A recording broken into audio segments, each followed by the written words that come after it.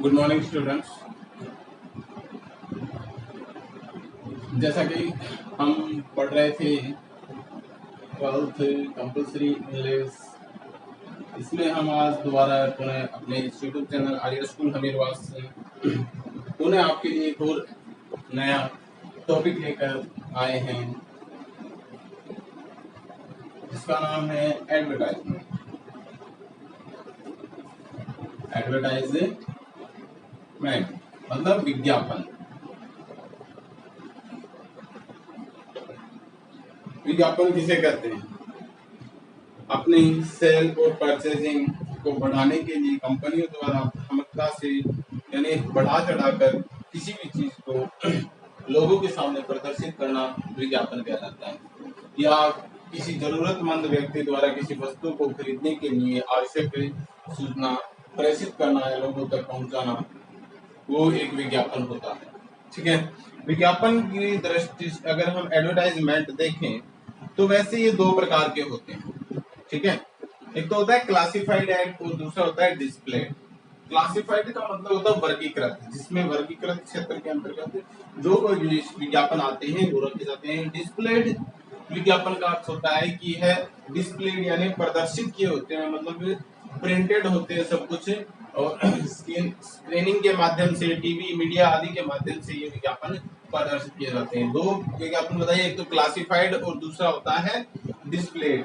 तो ज्यादातर आपके जो एग्जाम की दृष्टि से देखा जाए तो क्लासिफाइड यानी वर्गीकृत जो हमारे विज्ञापन होते हैं वो आपके एग्जाम में आएंगे।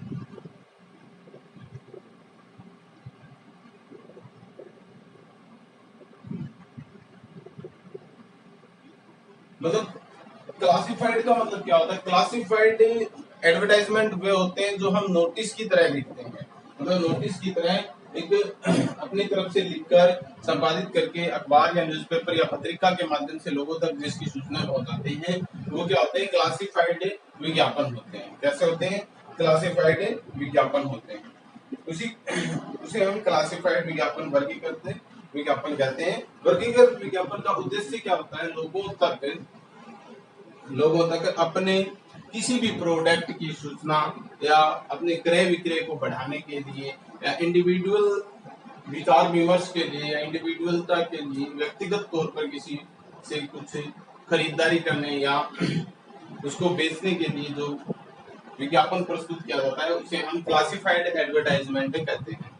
यानी व्यक्तिगत रूप से जो कुछ भी जुड़ा होता है, यानी व्यक्तित्व से जो वस्तुएं जुड़ी होती है उससे रिलेटेड जो विज्ञापन होता है वो क्लासिफाइड एडवर्टाइजमेंट कहलाता है।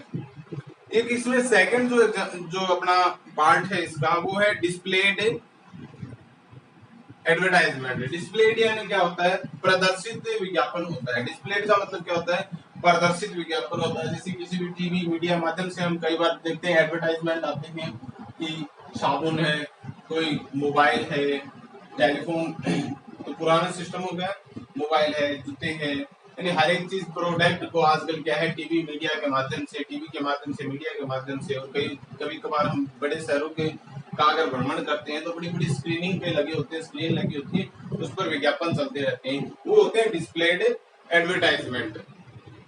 तो आपको दो एडवर्टाइजमेंट बताए मैंने, एक तो क्लासिफाइड और एक डिस्प्लेड। तो डिस्प्लेड तो क्या होता है? डिस्प्लेड जो विज्ञापन होता है उसके 3-4 स्तर होते हैं। इसमें वो होता है जैसे खुदरा व्यापारी होता है, रिटेलर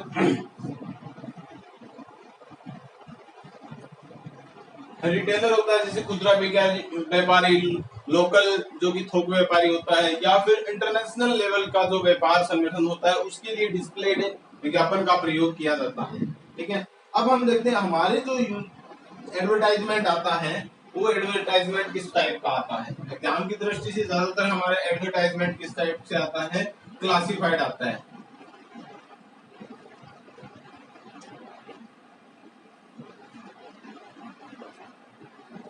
कैसा विज्ञापन आता है हमारे? क्लासिफाइड एडवर्टाइजमेंट आता है। ठीक है। इसके टाइप दो होते हैं, एक तो होता है क्लासिफाइड और दूसरा होता है डिस्प्लेड एडवर्टाइजमेंट। तो हम केवल क्लासिफाइड एडवर्टाइजमेंट के बारे में पढ़ेंगे क्योंकि एग्जाम की दृष्टि से हमारे यही काम में आने वाला है, ठीक है। तो सबसे पहले हम लिखेंगे लिखते समय क्लासिफाइड एडवर्टाइजमेंट या एडवर्टाइजमेंट लिखते समय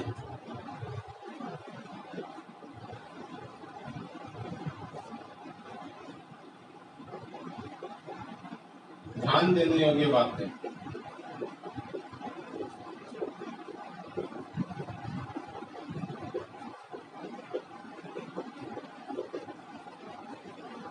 ठीक है, यानी जब हम क्लासिफाइड एडवर्टाइजमेंट करते हैं तो उसमें हमें विशेष तौर पे किन किन बातों का ध्यान रखना चाहिए वे इसमें बताई गई है। स्पष्ट विषय वस्तु,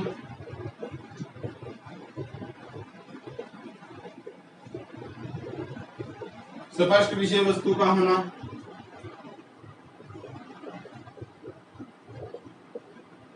भाषा शैली सरल व सुस्पष्ट होना,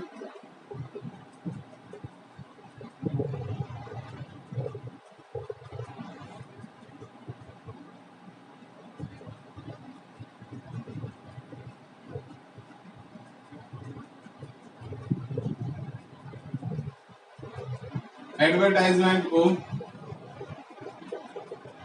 बॉक्स में रखना,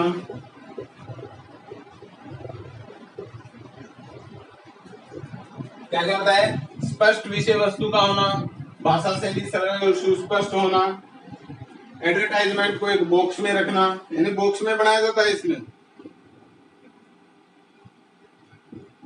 शब्द सीमा का ध्यान रखना,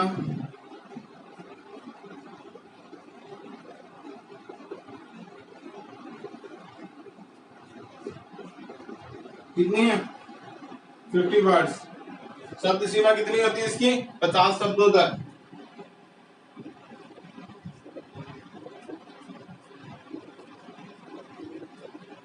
वाक्यांश,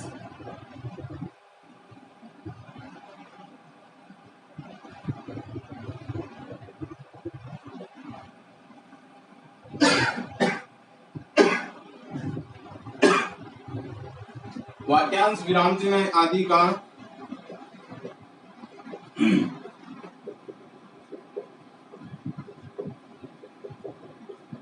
स्पष्ट प्रयोग होना, यानी वाक्यांश और जो क्या बोलते हैं उसको विराम चिन्ह है इनका प्रयोग सुव्यवस्थित रूप से होना, व्यवस्थित होना,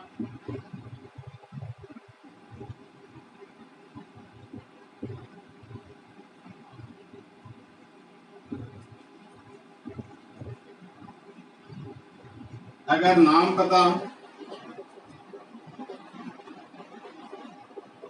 गुप्त रखना चाहे तो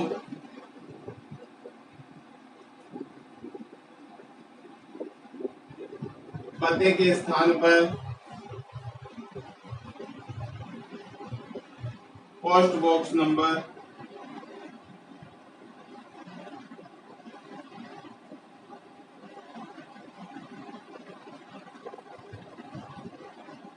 लिखना।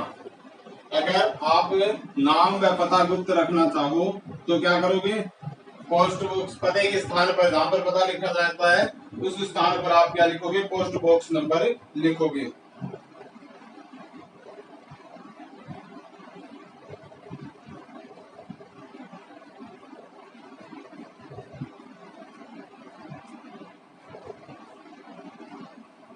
आपके विज्ञापन में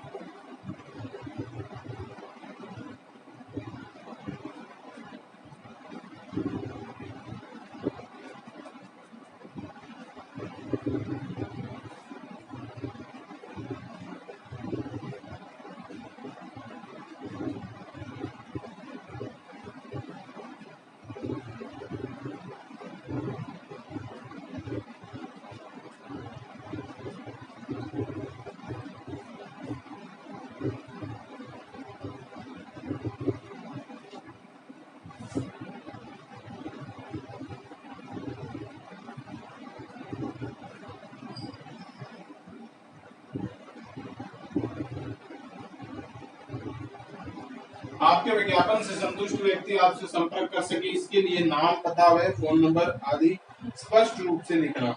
स्पष्ट रूप से ये चीजें आपके सामने व्यवस्थित हो जानी चाहिए।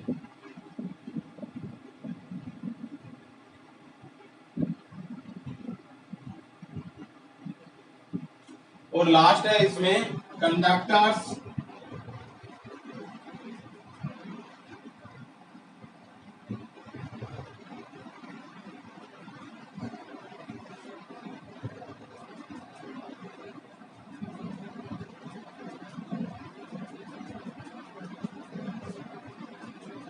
connectors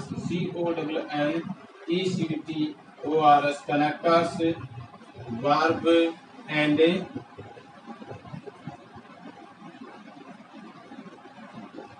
आर्टिकल्स का कम से कम प्रयोग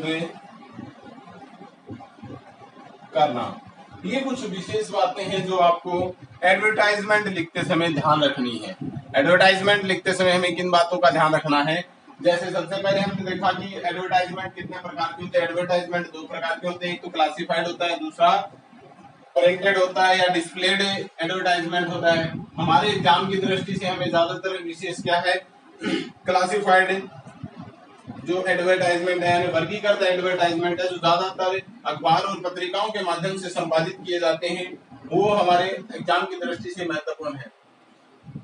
अब इसमें हम क्या क्या हो सकता है, यानी क्या क्या लिख सकते हैं, इसकी स्थिति कैसे होती है।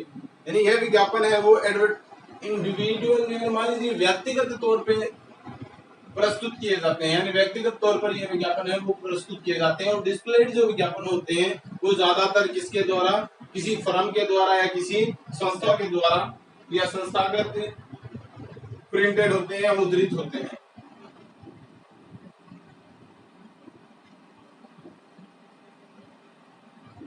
और ये जो क्लासिफाइड एडवर्टाइजमेंट होते हैं संक्षिप्त रूप से या कम विस्तृत होते हैं, जो कि एकदम नोटिस की तरह होते हैं। नोटिस हमारा जो लिखा जाता है बिल्कुल उसी की तरह होती है। अब एडवर्टाइजमेंट लिखते समय में कुछ विशेष बातें हैं वो क्या क्या ध्यान रखनी चाहिए, ये आपके सामने स्पष्ट किया गया है। क्या क्या है? स्पष्ट विषय वस्तु होनी चाहिए, यानी जो भी हम लिख रहे हैं, जो भी विज्ञापन लिख रहे हैं उस विज्ञापन में हमारे सामने क्या होना चाहिए, सबसे पहले हमारे माइंड में एक चीज क्लियर होनी चाहिए कि जो विषय वस्तु है, यानी जिस विषय वस्तु के बारे में हम एडवर्टाइजमेंट लिख रहे हैं वो स्पष्ट होनी चाहिए। भाषा शैली का सरल व सुस्पष्ट होना, भाषा एकदम इजी सरल होनी चाहिए ताकि पढ़ने वाला अगर कम पढ़ा लिखा है तो वो इससे प्रभावित हो सके। एडवर्टाइजमेंट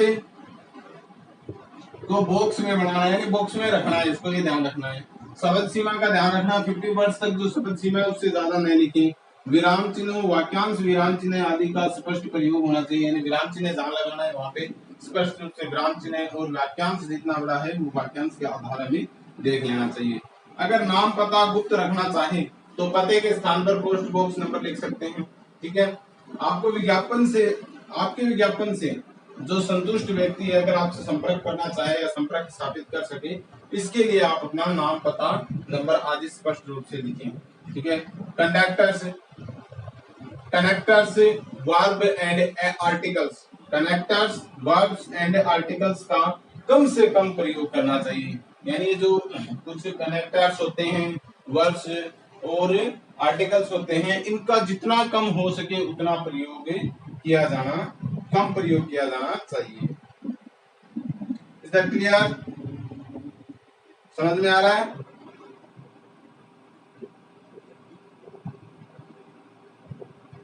तो सबसे पहले हम आगे बढ़ते हुए देखते हैं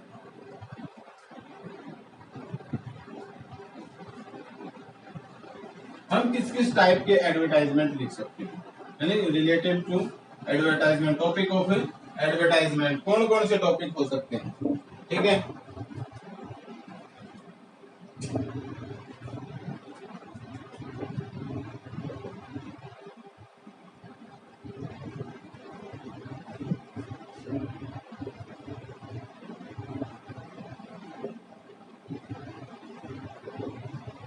topic of classified advertisement. Classified advertisement का जो टॉपिक है वो क्या क्या हो सकता है। Matrimonial,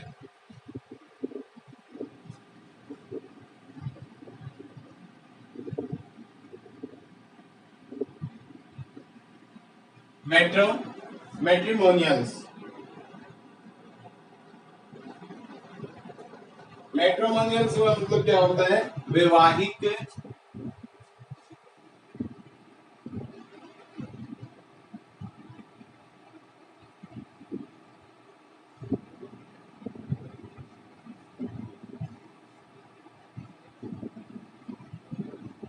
advertisement.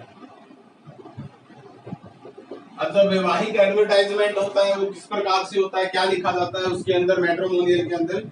मैट्रिमोनियल एडवर्टाइजमेंट जो होता है उससे उसमें हमें क्या क्या चाहिए होता है? देखो, उसके लिए हमें चाहिए होता है, इसमें दो तीन शब्द है, ब्रीड, ब्रीड ग्रूम और ग्रूम, तीन शब्द है, ब्राइड, ब्राइड ग्रूम और ग्रूम। तीनों शब्दों का अर्थ हमें पता होना चाहिए। कई बार क्वेश्चन में आ जाता है, क्वेश्चन में बच्चा कंफ्यूज हो जाता है कि यहाँ पे क्या होगा। मतलब वैवाहिक अगर हम कोई भी अगर हम वैवाहिक एडवर्टाइजमेंट लिखते हैं तो क्या लिखते हैं? वर चाहिए, वधू चाहिए, दुल्हन चाहिए, दूल्हा चाहिए, है ना? इस प्रकार से विज्ञापन लिखते हैं। यानी जो टॉपिक होता है इसका वो क्या लिखते हैं? Wanted breed groom, wanted groom, ऐसा ही लिखा जाता है। तो इन तीनों शब्दों का अर्थ हमें पता होना चाहिए। पहला वर्ड है ब्रीड,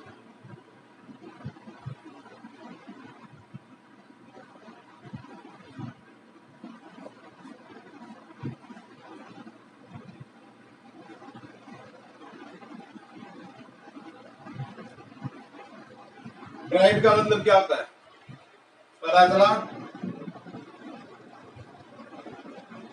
दुल्हन। क्या होता है ब्राइड का मतलब? दुल्हन या फिर वधू। क्या होता है? दुल्हन या फिर वधू। इसे हम डॉटर इन लॉ भी कह सकते हैं। वधू क्या होता है? वधू, ठीक है। डॉटर इन लॉ इसका वर्ड हो सकता है। वधू अगर बोले तो क्या हो सकता है? डॉटर इन लॉ, ठीक है।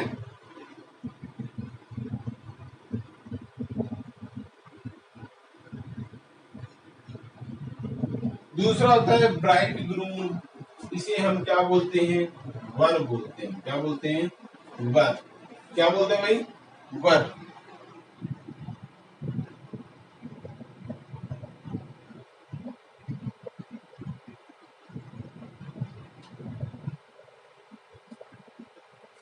और ग्रूम का मतलब क्या होता है? दूल्हा। ब्राइड दुल्हन या वधू, ग्रूम, ब्राइड ग्रूम का मतलब वर, ग्रूम का मतलब दूल्हा। क्वेश्चन में अगर तीनों वर्ड आए तो आपको ये ध्यान होना चाहिए कि हमें क्वेश्चन किससे रिलेटेड पूछा है। कहीं हमें पूछा गया हो कि आपको एक दूल्हा ढूंढना है अपने भाई के लिए, सॉरी अपनी बहन के लिए, और कहीं आप तो आप उसमें क्या कर दो, गलती से उस क्वेश्चन को पढ़ने में गलती कर दो और उसकी जगह आप दुल्हन ढूंढ दो, गलत हो जाएगा। तो आपको ये ध्यान रखना है तीनों वर्ड्स किस किस से रिलेटेड है।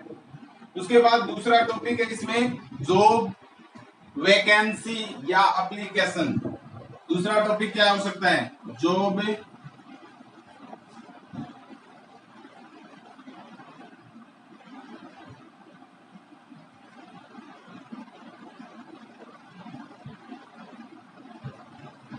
जॉब वैकेंसी या फिर एप्लीकेशन। जॉब वैकेंसी क्या होती है बताओ?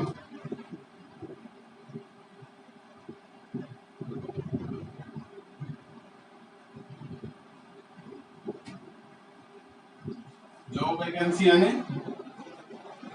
नौकरी या नौकरी का आवेदन,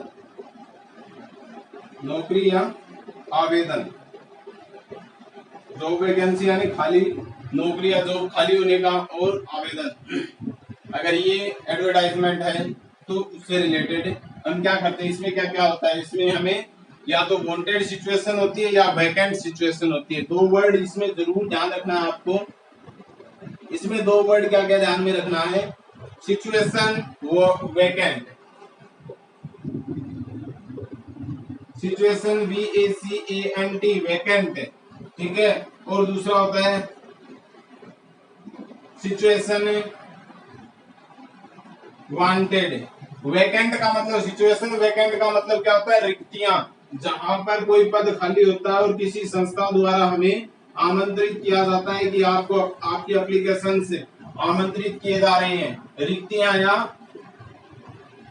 वैकेंट होना, खाली होना, स्थान खाली होना, तो किसी भी रिक्ति के लिए यानी सिचुएशन वैकेंट यानी रिक्तियों की स्थिति में, खाली स्थान की स्थिति में, कि कहीं किसी भी संस्था में किसी भी पोस्ट के लिए एक वैकेंट पैलेस है जिसपे एक व्यक्ति की आवश्यकता है, उसके लिए हम क्या लिख सकते हैं, सिचुएशन वैकेंट है। और सिचुएशन वांटेड, ये इस समय सिचुएशन वांटेड का मतलब है कि हमें जॉब की तलाश है, ठीक है, तो जॉब की आवश्यकता या नौकरी की आवश्यकता।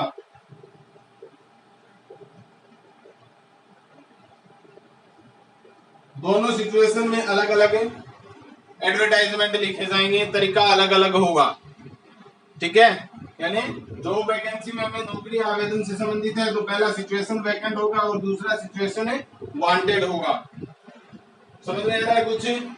चलो आगे बढ़ते हैं थर्ड टॉपिक की तरफ। इसका थर्ड टॉपिक क्या हो सकता है, लॉस्ट एंड फाउंड। क्या हो सकता है, लॉस्ट एंड फाउंड।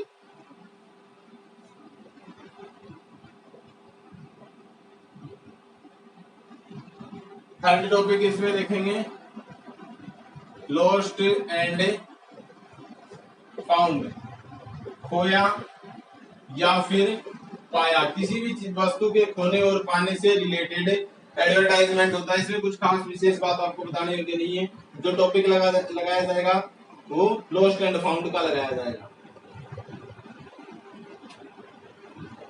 आगे है एकमेंडेशन।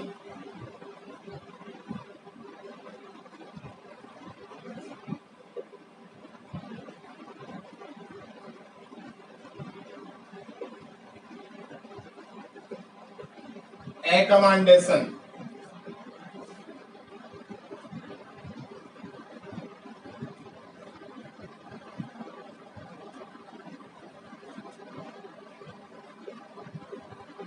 एकमेंडेशन का मतलब क्या है, आवास संबंधित, आवास से संबंधित जो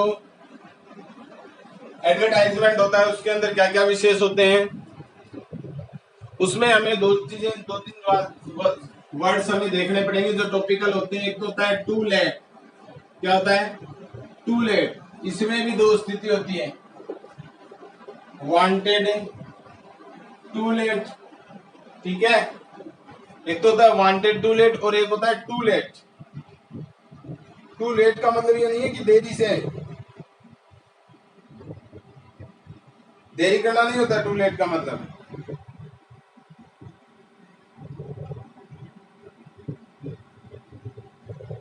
टू लेट का मतलब किराए पे देने के लिए।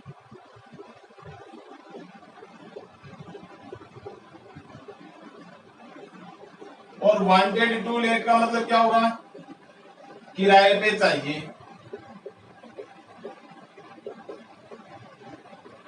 ठीक है। उसके बाद सेल,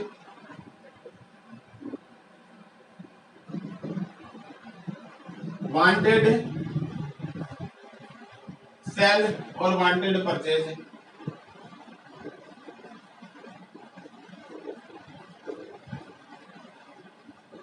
वांटेड सेल और वांटेड परचेज, बेचने की इच्छा के लिए और खरीदने के लिए। सेल यानी बेचना और परचेज यानी खरीदना। एकमेंडेशन यानी आवास को हम बेच भी सकते हैं और उसको खरीद भी सकते हैं, है ना, तो खरीदना और बेचना। इससे रिलेटेड एडवर्टाइजमेंट एकमेंडेशन के अंदर आता है। ठीक है, उसके बाद है एजुकेशन, शिक्षा से संबंधित। शिक्षा से संबंधित हम क्या क्या देख सकते हैं? शिक्षा से संबंधित क्या होता है? कोई कोर्स हो सकता है, एनी कोर्स,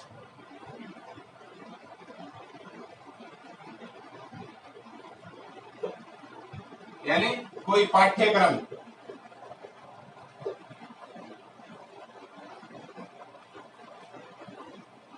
कोई पाठ्यक्रम हो सकता है।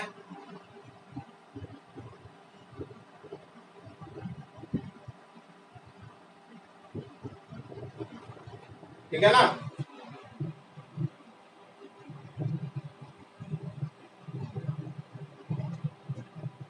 किसी भी प्रकार का कोई भी पाठ्यक्रम हो सकता है। सेल एंड परचेज हो गया, लॉस्ट एंड फाउंड हो गया, एकमेंडेशन हो गया। ठीक है, एकमेंडेशन के अलावा हो गया अपना टू लेट, सिचुएशन वेकेंट हो गया, सेल एंड परचेज हो जाएगा।